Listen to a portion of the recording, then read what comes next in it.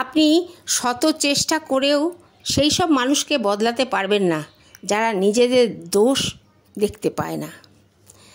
হ্যাঁ, কিছু খারাপ অভ্যাস মানুষকে আগে বাড়তে বাধা হয়ে দাঁড়ায়।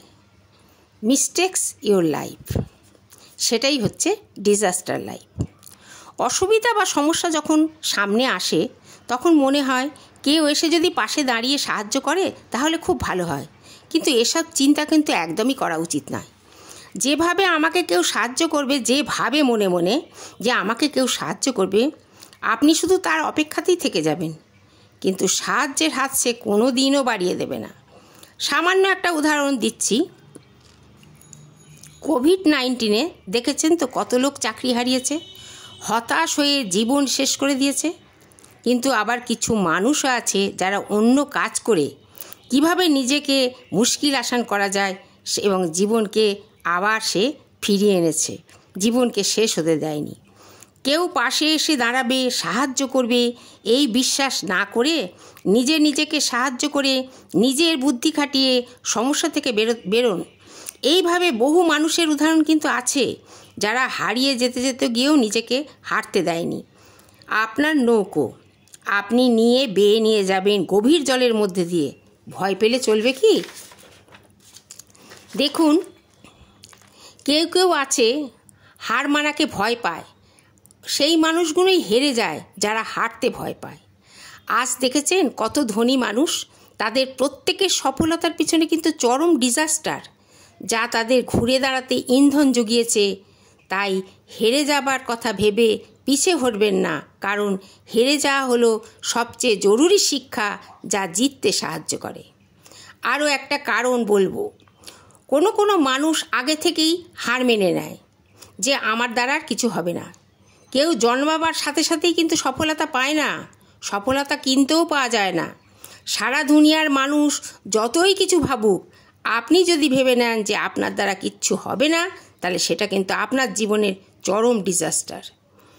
এই পৃথিবীতে কত মানুষ আছে, কারো চোখ নেই, কারো পা নেই, কারো হাত নেই, অনেক অঙ্গই হয়তো নেই, কিন্তু তাদের মধ্যে যে শক্তি আছে, যে মনোবল আছে এগিয়ে যাবার, তা কিন্তু জ্বলন্ত উদাহরণ আমরা দেখতে পাই জীবনের সাথে। তাই আমার দ্বারা কিছু হবে না এটা না ভেবে কেন হবে না এটাই শুধু ভাবুন। আমার আর সময় নেই, এই যে একটা কথা মাথার মধ্যে থাকে, আমার সফল হবার কথা যখন ছিল তখন সে সময় আমার চলে গেছে, যার জন্য কোনো চেষ্টা করেও আর আমার কোনো লাভ নেই, এই কথাটা কখনোই ভাবা উচিত না।